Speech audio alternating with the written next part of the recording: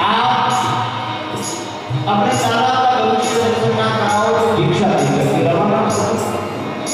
गृहस्थी के द्वार पर आए आदमी को जबान से उत्तर नहीं देना चाहिए, अपने श्रद्धा शक्ति के अनुसार हाथ से जवाब देना चाहिए। गृहस्थ का धर्म होता है। मैया का बावरी भिक्षा देने के लिए भी कौन जाएगा? देख बाबा की कैसे दूर से देखकर डर लगता है, कैसे बाबा की शकल। हाँ घर पे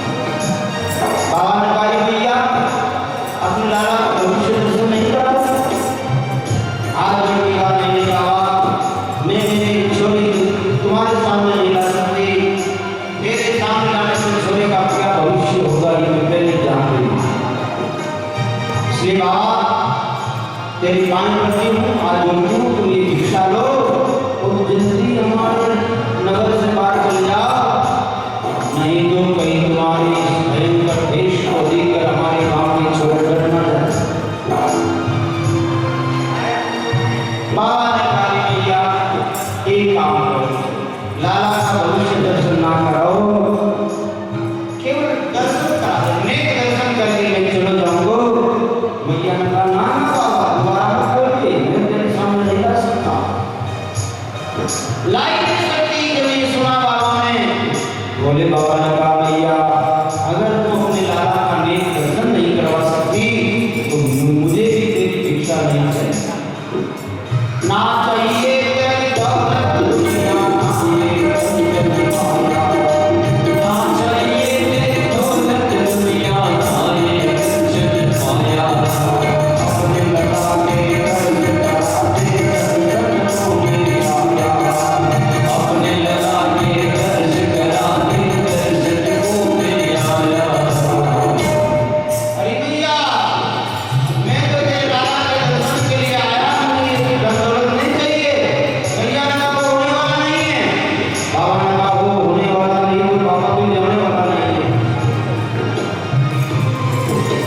कह रही बाबा मान जाओ।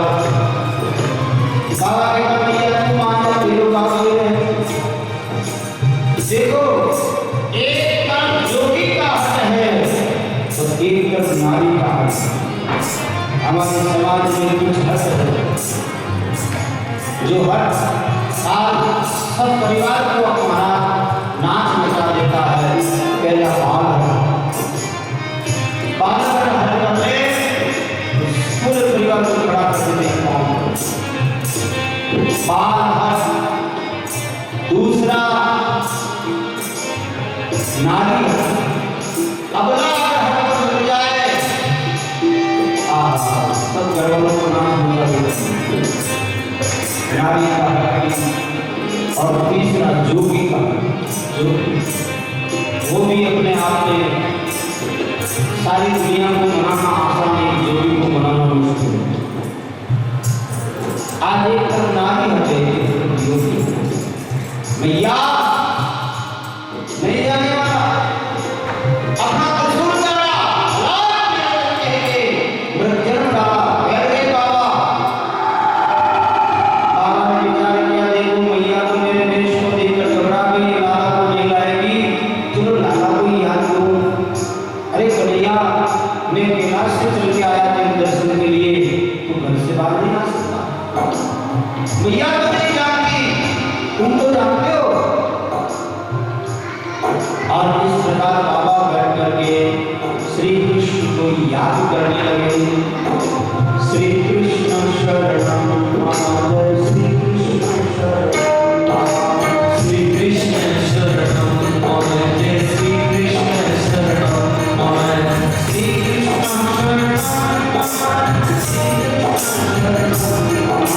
श्री कृष्ण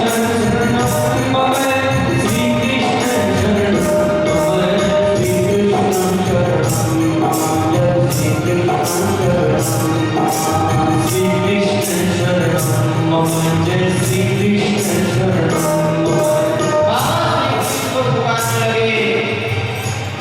इतने में वो आवाज भगवान तक पहुंची। भगवान ने भी सोचा रे द्वार पर भोले बाबा आए, मैया उनके भयानक देश को देख के डर गई। क्या करूं, मुझे भी दर्शन की इच्छा है, अब करूं तो क्या। बालक के पास एक ही हमें बाल अपना करो दर्शन करो। कन्हैया अचानक रोने लगे। मैया ने उठा के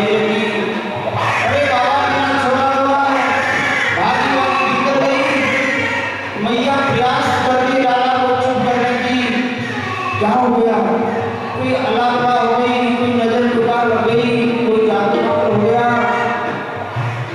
सारे प्रयास कर लिए मैया ने, लेकिन आज छोड़ा शांति नहीं हो रहा।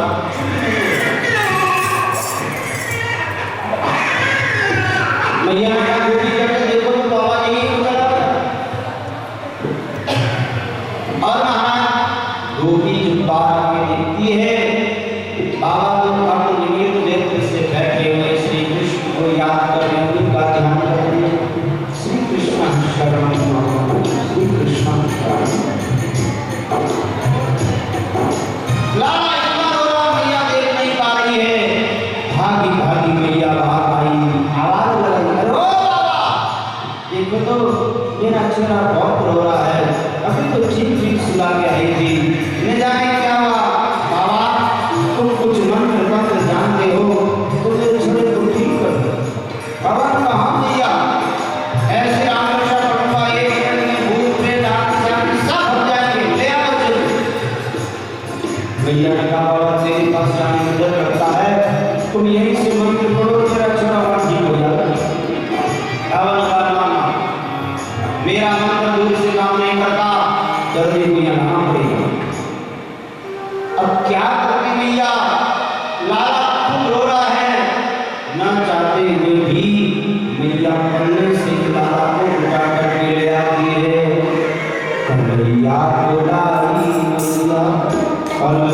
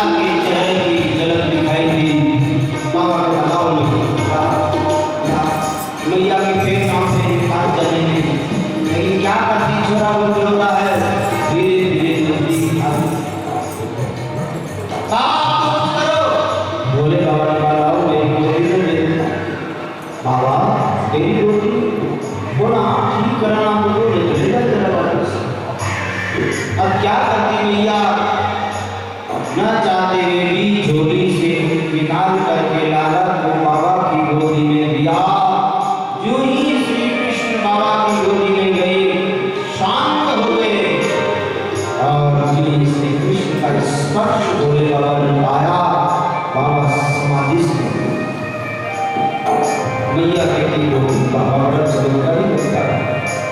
देखो मन पड़ता हुआ दिखाई नहीं दिया, छोरा शांत हो गया, अपना हो रहा। और महाराज इतने में भोले बाबा के गले में वो सांप, शेष भगवान ने सोचा कि मेरी मालिक आए चरण स्पर्श को मैं भी करूं। गले से रेंगता हुआ सांप गोदी की ओर आया।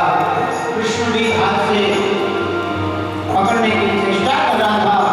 मैया देखती है राम राम, बाबा आंख मूंद के बेटा है कि सांप मेरे छोरे की ओर आ रहा है। पांव तले जमीन खिसकने लगी। यूं ही शेष भगवान ने आके कन्हैया के चरण स्पर्श किए। मैया से आ गया, आवाज लगाई, अरे ओ बाबा! बाबा के देखो ये सांप मेरे छोरे की ओर आ रहा है। बाबा मुस्कुराए, कहा मैया तेरा छोरा कोई सामान्य नहीं है, बड़े बड़े नामों को नाचने वाला नाम भैया होगा। और लाला को मैया इसकी कथा आती है। मैया जब गोदी में लाला को लेकर तो छोरा रोने लगेगा और बाबा की गोदी में चुप हो जाता। जो मैया कही थी बाबा तुम यहाँ से जल्दी चले जाना, आज मैया हाथ जोड़ के कहती बाबा ये काम करो, तुम हमारे नगर में कहीं रुपया बना के ले जाओ। मेरा छोरा तेरे जड़ा झूठ को देख कर शांत हो जाता है। जब जब मेरा लाला रोए तुम आके दर्शन देना। रहो रे जोगी नंद भवन में तेरी पूजा, ऐसे भी भाव है। अस्तु बोले बाबा ने लाला को मैया की गोदी में दिया और मैया से लाला की प्रदक्षिणा की, जी भर के आशीष दिया। बोले बाबा पंचदेव परिक्रमा करके श्रीनाथ बजाओ, पंचदेव परिक्रमा करके श्रीनाथ बजाओ।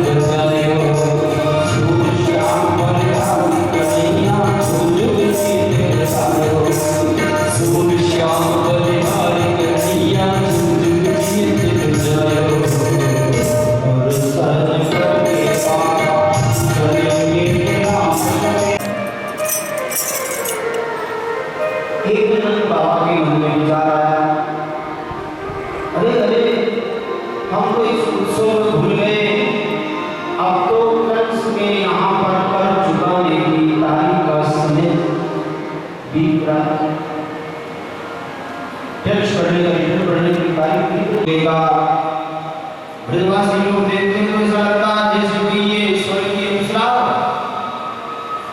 घूमते घूमते यमुना किनारे पहुंची। वहां गोपियां जल रखने के लिए गई थी। आपस में चर्चा कर तो हमारी जसोदा रानी पर भगवान की कितनी मेहरबानी हुई। 60 साल की उम्र में छोड़ो हुई है, छोड़ा देखते बनता है। हाँ, एक बार जिसकी नजर उस पर पड़ जाती है वो नजर हटा नहीं पाता। कृष्ण भगवान की महिमा करते भूतना ने सोचा गांव की स्त्रियां जिसकी महिमा कर रही वो बालक कोई न कोई विशेष ही होगा। मैं वहीं चल आगे गई, छोटे छोटे बच्चे खेल रहे थे, वो भी कृष्ण की चर्चा कर। आगे बढ़ी, बड़े बुजुर्ग जो बैठे थे वो भी नंद बाबा के भाग्य की महिमा कर रहे थे, उसी कृष्ण की चर्चा कर रहे थे। अब तो भूतना ने सोच लिया वहीं चलना है। इतने में गोपी मिली, इसको देखा है ये कौन लगता है, कोई बहुत बड़े घराने की स्त्री है या कोई देवी शक्ति है या कि जैसे कृष्णा किया कृष्णा ने भी विवाह किया। देवी कौन, कहां से आई हो, किधर जाना है? अच्छा एक बात बताओ, हमारे यहाँ नंद रानी के लाला भैया उसे इधर आई हो? वो तो हाँ वही जाना। क्या लगती हो?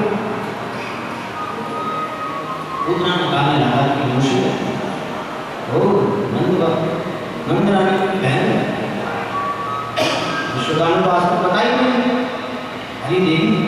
भी विलम्ब हो रहा है, बताओ किधर गए?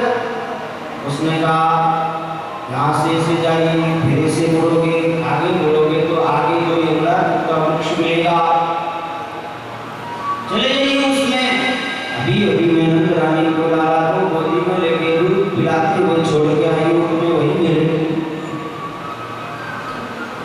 गोपी के बताए अनुसार पूतना आगे गई और नंद महल में प्रवेश करते दूर से ही यशोदा माँ की गोदी में लाला को देखकर चिल्लाती, बधाई हो भैया बधाई।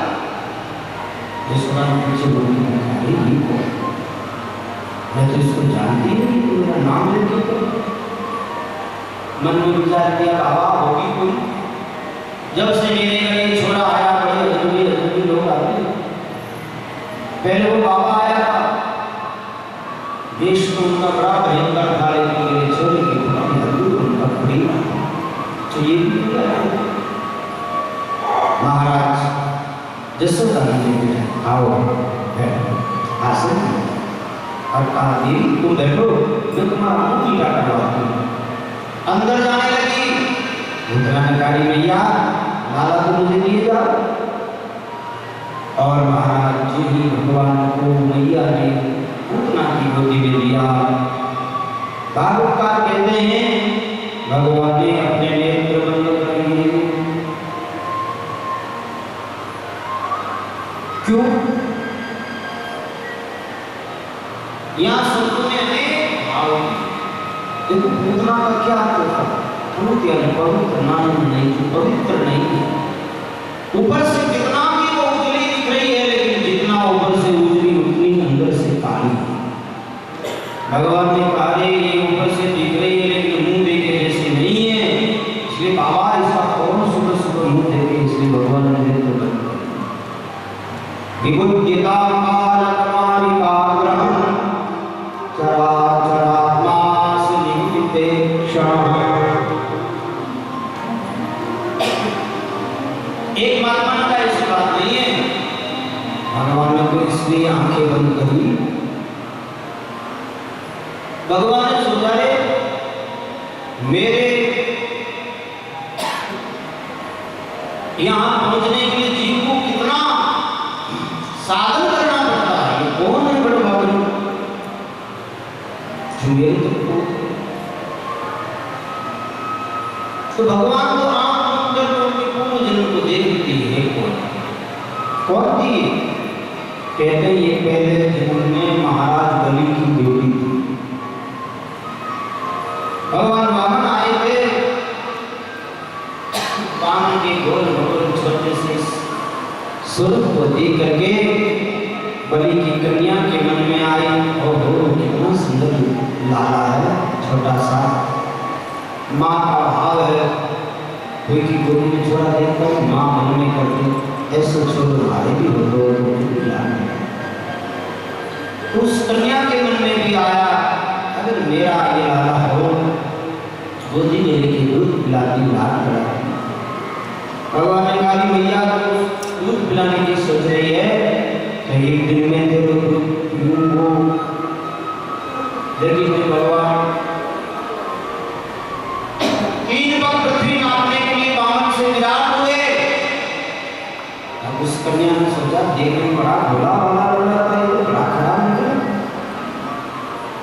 मेरा वश चले तो अभी इसको मार दूं। भगवान ने कहा अच्छा मारने का भावना कर रही हो तो मैं तुम्हें मारूंगा भी। तो वही महाराज बलि की कन्या आई है। तीसरे महात्मा ने कहा भाई भगवान तो अंतर्यामी है, उनके पूर्व जन्म को देखने के लिए भगवान को आंख खोलनी पड़े जरूरत नहीं है। तो बोले भगवान तो आंख खोल के भोलेनाथ शिव जी का ध्यान करें। क्यों जी? बोले भगवान कह रहे थे बोले बाबा मैं तो गोकुल में आया हूँ मक्खन मिश्री खाने के लिए, अभी तो 6 दिन की कन्हैया है, अष्टमी को जन्मे चतुर्दशी को पूजना मक्खन मिश्री तो नहीं मिला, ये पहले मुझे जहर पीना पड़ रहा है। बाबा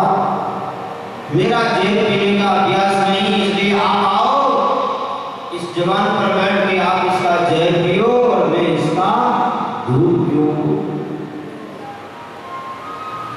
इसलिए भगवान बोले ना आपको याद करेंगे जो हो। श्री हरि ने आनंद की पूतना ने गोदी में लिया, मैया ने मुंह मीठा करवाया और जब मैया अपने काम में लग जाती है, पूतना ने देखा अब तो कोई नहीं है। जब प्राण संकट में आए, पूतना अपने असली रूप में प्रकट हुई। जीवन भर आदमी बनावटी देश बना के रखता है, लेकिन मेरे भाई जब मृत्यु आती उसमें उसके असली खुल ही जाती है। भगवान ने देखा इतनी सुंदर दिख रही थी, ये तो राक्षसी है। 6 कोस का लंबा चौड़ा शरीर, इतना विशालकाय देह यहाँ छुपेगी तो इसको घर से बाहर कैसे निकालेंगे? दरवाजा तोड़ना पड़ेगा। ब्रजवासी इसको जलाने के लिए लकड़ी कहाँ से लाएंगे? तब भगवान ने विचार किया सारी व्यवस्था मैं ही कर दूं।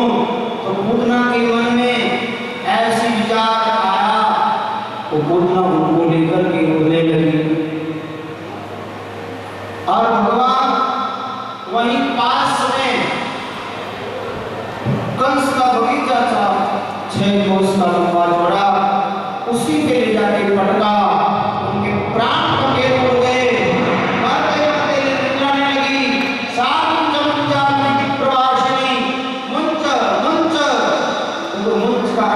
छोड़ दो।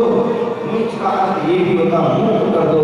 भगवान ने सोचा अंतिम में मुक्ति की याचना कर रही है। दयालु प्रभु ने अपने मां जसोदा को देने वाली संगति की भांति पूतना को भी संगति दिलाई। कोई भक्त सर्वदा मैया आ रही मां, लाला ने कहा, चिल्लाने लगी, अरे कहाँ गया मेरा छोरा? कौन थी वो? किधर ले गई? मैया के रोने की आवाज सुनकर के आसपास के लोग भगवान गोपियां इकट्ठी हो गई, भीड़ मची। अरे मैया किसको दे दिया तुमने? जसोदा कहती, मैया मैं तो मेरे जैसे समझ के उसको दे दी, पता नहीं वो कौन थी। इतने भी खूब बाल भागता इधर ही राक्षसी जा रही थी, वो तो नहीं कुछ आगे लगी कन्हैया को। भागे भागे ब्रजवासी वहां गए तो महाराज एक काले पर्वत पे पहाड़ जैसा पूतना का शरीर पड़ा। 6 कोस की लंबी चौड़ी थी, ऊंची, नीलमणि की नाभि कन्हैया कह रहे हैं। मैया कहीं नहीं गई। मैया अपने लाला को लेके सीधे गौशाला में गई। वहां क्या किया? बहुत सुंदर वर्णन किया है। मैया जाकर के वहां गाय के खुर से स्पर्श गोरख से लाला का अभिषेक करती है। गोबर गोमूत्र से लाला का लेपन करती है और गाय के पूंछ को श्री कृष्ण की अंग अंग पर स्पर्श करते हुए पूतना गोपियां पूछती है, मैया लाला कहाँ है? मैया किसी को नहीं बताती। मुझे क्या पता? तुम लोग मेरी बात में थोड़ी लड़ने लगती हो, किसी को नहीं बताती। उस समय कंस का भेजा हुआ शब्दासुर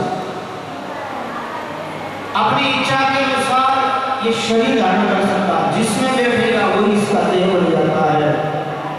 आकर के उसी झगड़े में बैठा और देखा, देखो सारे ब्रजवासी तो उत्सव में लगे हैं, छोरा यहाँ अकेला है, मैं इसको मार करके कंस से इनाम प्राप्त करूं।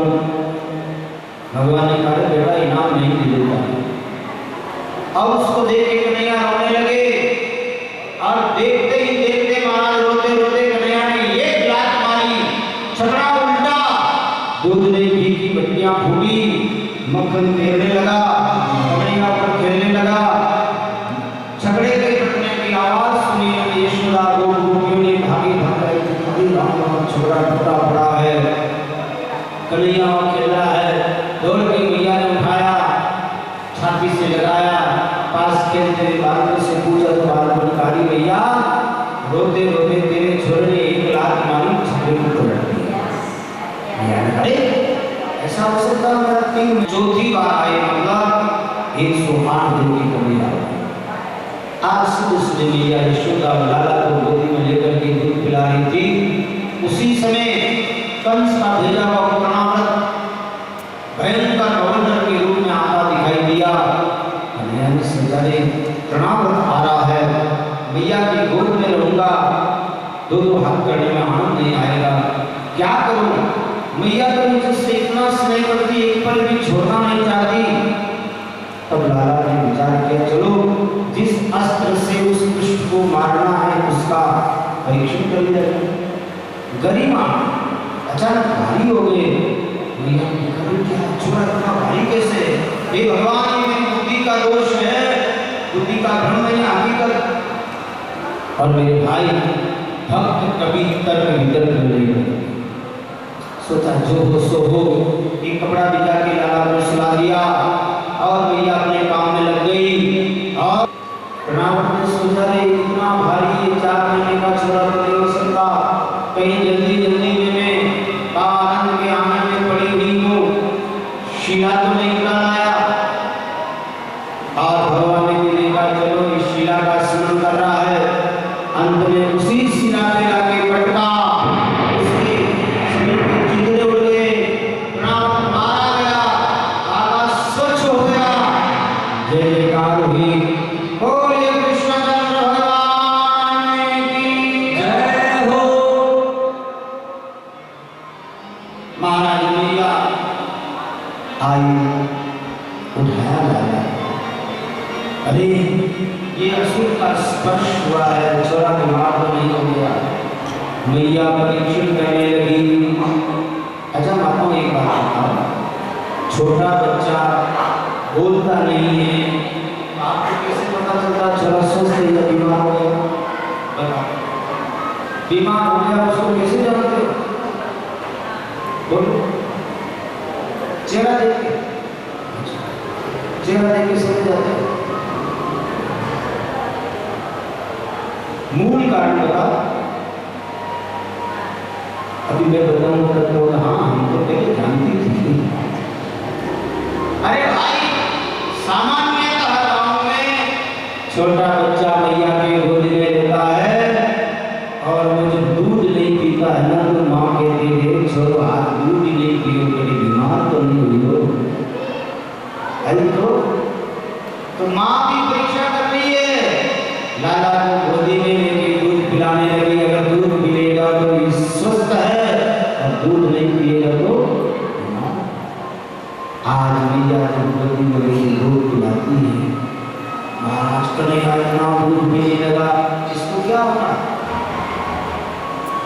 दूध पीने लगा तो रुका ही नहीं। मैया ने सोचा रे ज्यादा दूध पिएगा तो अजीर्ण हो जाएगा, अब बच्चा कुछ ना खाए तो भी माँ को चिंता, ज्यादा खाए तो भी चिंता। तो मैया ने सोचा करूँ तो क्या करूँ? अब इसको अगर मैं जबरदस्ती छुड़ाऊं तो रोने लगेगा, वो भी मैं देख नहीं पाती। मैया ने धीरे से लाला के गुदगुदी करी, पेट में गुदगुदी करने से लाला मुस्कुराए, मुंह खुला, माँ ने भाषण बाहर निकाल लिया। छोटे से सुंदर सुंदर खुले मुंह की ओर माँ देख रही है और उसी समय भगवान ने अपनी ऐश्वर्य लीला को माँ देख रही है। अरे कन्हैया के छोटे से मुंह में पूरा ब्रह्मा, माँ देखती है ये सूर्य, चंद्रमा, ये नक्षत्र, ये नदियां, नारे, वृक्ष, लता, पता, पहाड़, समुद्र, सब कन्हैया के मुंह में। माँ को माता पकड़ के चिल्लाने लगी, हे भगवान मेरे छोटे मुंह में लता पता क्या देखो। पसीना पसीने लथपथ हो गई, आंख बंद करके नहीं देख सकती मैं। और जब मैया ने आंख बंद किया, कन्हैया मुंह बंद करके मन मन मुस्कुराने लगे। मैया धीरे से आंख खोलती है तो देखती है कन्हैया मुस्कुराता है। मैया के मन में पहला जैसे ही वात्सल्य भाव हो जाता है, सारी बात भूल जाती है। मैंने इनके मुंह में कुछ देखा और देखो ये बात मैया संध्या काल में जब नंद बाबा आए उनसे कहा, अजी सुनो जी। हाँ सुनाओ, क्या बात है?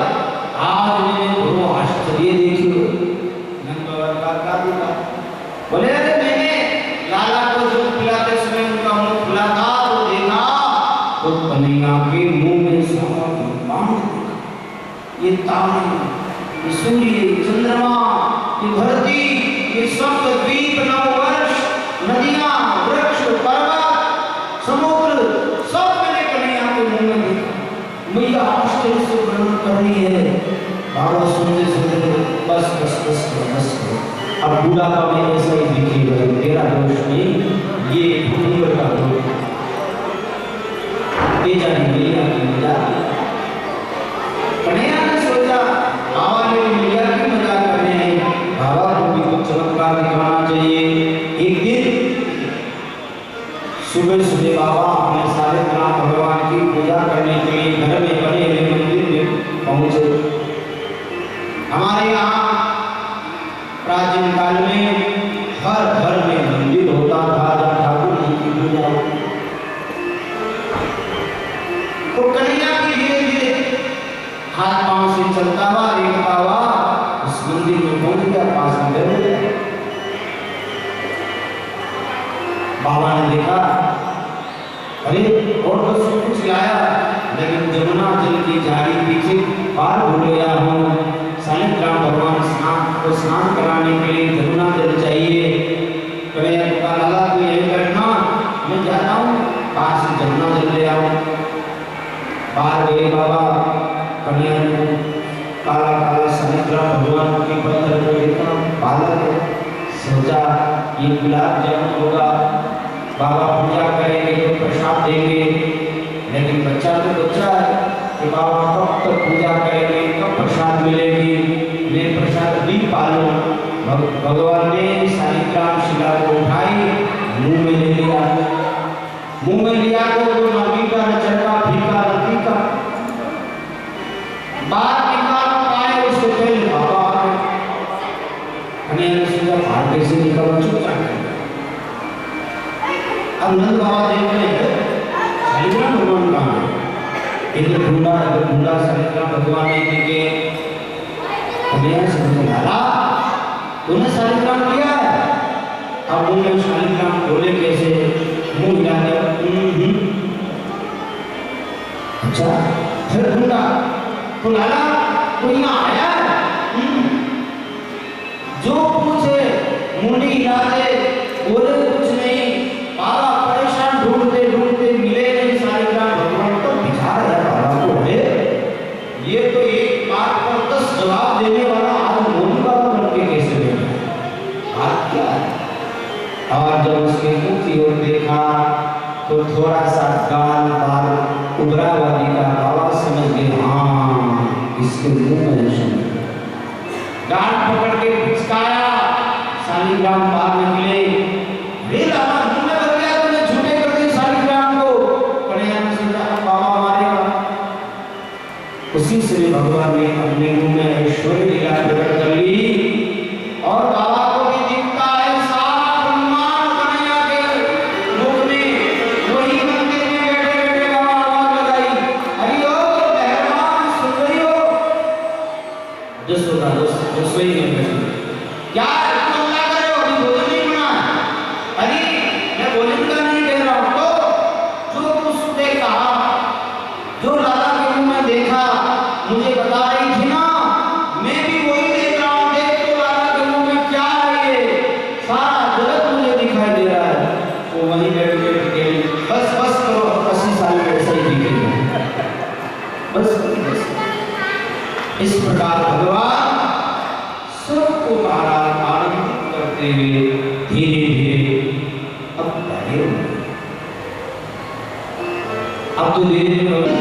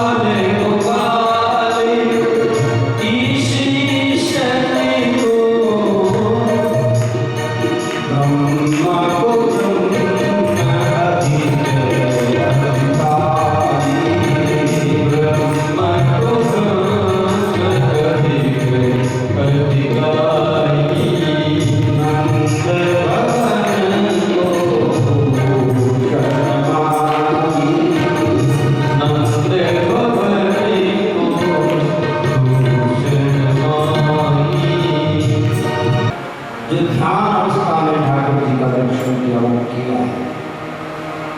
सुखदेव जी के राजा भगवान ने विचार किया मैं मेरे भक्तों के प्रसन्नता के लिए निराकार से निराकार हुआ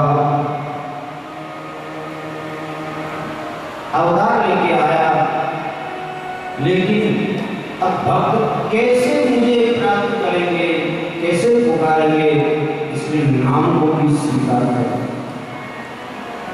बिना नाम के कैसे क्या वर्णन होगा भक्तों के लिए।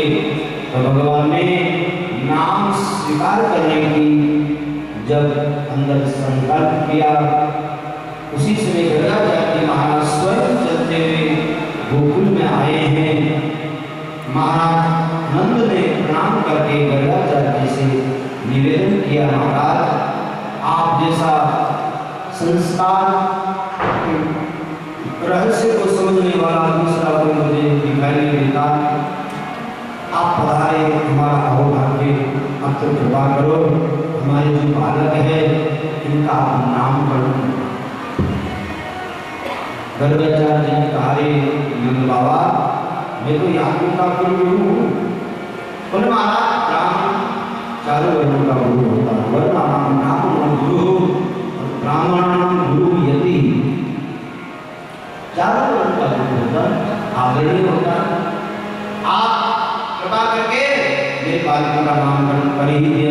तो गंगाचार्य ने कहा मैं वो नहीं कह रहा, मैं ये बताना चाहता हूँ अगर मैं तुम्हारे बालकों का नामकरण करूंगा तो कहीं कंस ये ना समझ ले कि देव की वसुदेव का ही बेटा है और तुम्हारे बच्चों पर आपत्ति पर आपत्ति आए। तब नंद बाबा ने कहा महाराज वैसे मन में तो थी जब इसका नामकरण करूंगा तो धूमधाम से आयोजित करके करूंगा, लेकिन कुछ एक घटनाएं देखने के बाद मैंने मन बदल लिया है। आप चिंता न करियो, कंस तो क्या इन ब्रजवासियों को भी मैं पता नहीं लगने दूंगा। एकांत में गौशाला में नंद बाबा ने छोटी सी एक वेदी बनाई है और नामकरण की ली व्यवस्था। सुबह सुबह रोहिणी यशोदा स्नान आदि से निवृत्त होकर लाला को स्नान करा के सुंदर श्रृंगार करके अपनी गोदी में लेके आई।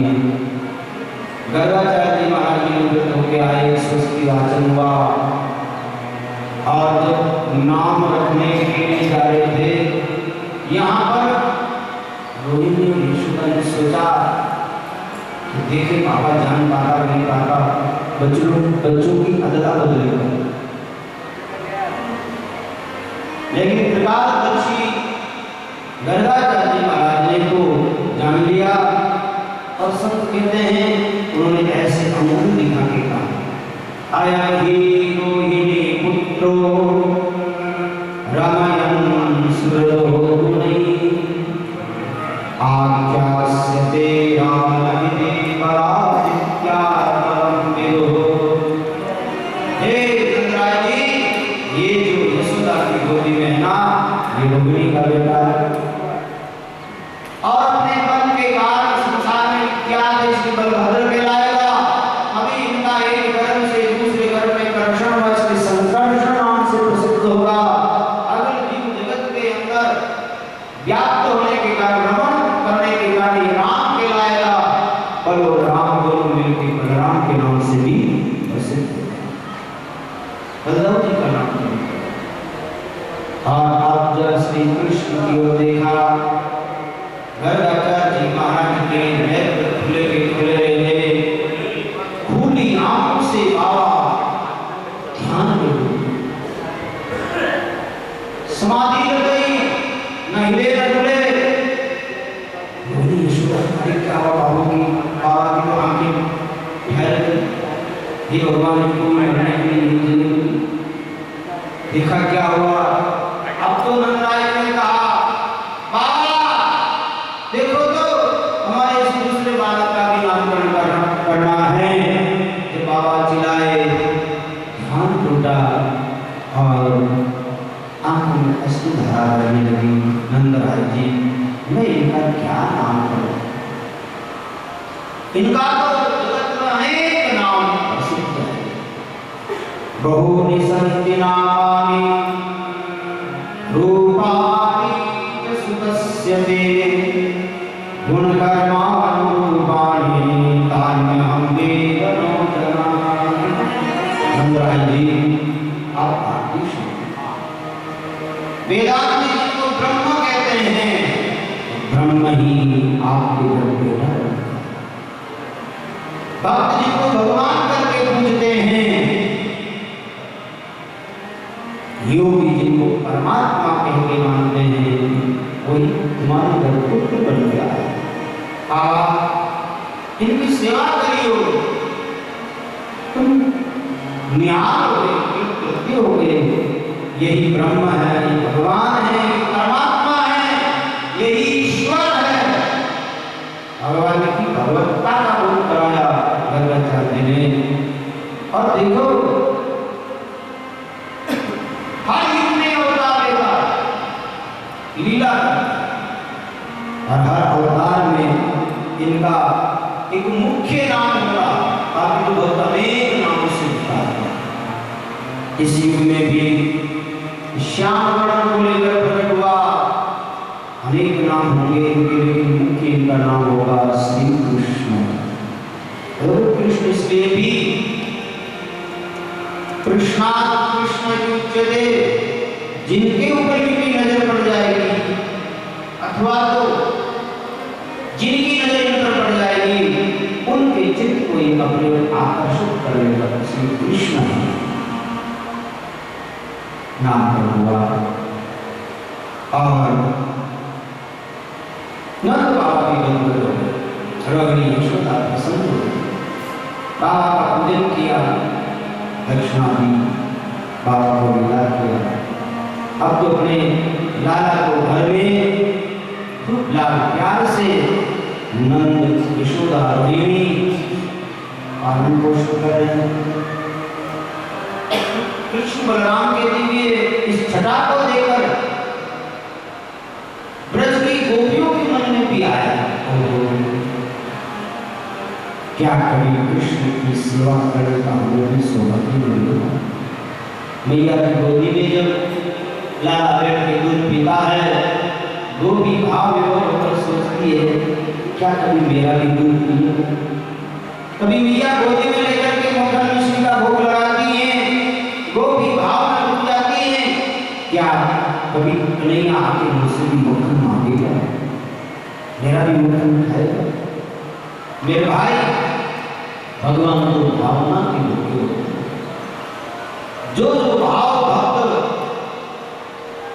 अपने भीतर मनोरथ करते हैं, भगवान उनको पूर्ण करते हैं। आज उनको कामनाओं को प्रदान करने के लिए भगवान ने एक लीला की। कहते एक बार कन्हैया घर से बाहर आ रहा था, सामने दूल्हा दुल्हा सा मित्र मिला, पूछ लिया कन्हैया ने, क्या नाम है तेरा? उसने कहा मेरा नाम मनसुखा है। बोले तेरा नाम मनसुखा तो शरीर सूखता सूखता क्यों जा रहा है? ये दूल्हा दुल्हा खाया क्या करो, मोटे तगड़े रहो। देखो हमें दुबले पतले अच्छे नहीं लगते, तो आप कहोगे क्या हमारा मोटे तगड़े अच्छे लगते? भगवान कहते ना, वेद भगवान ने उपनिषदों में मंत्र आता है, नायमात्मा बलहीने लभ्य, निर्बल को भगवान की प्राप्ति नहीं होती, अति बलवान को भी भगवान की प्राप्ति नहीं होती, अनपढ़ को भी भगवान नहीं मिलते।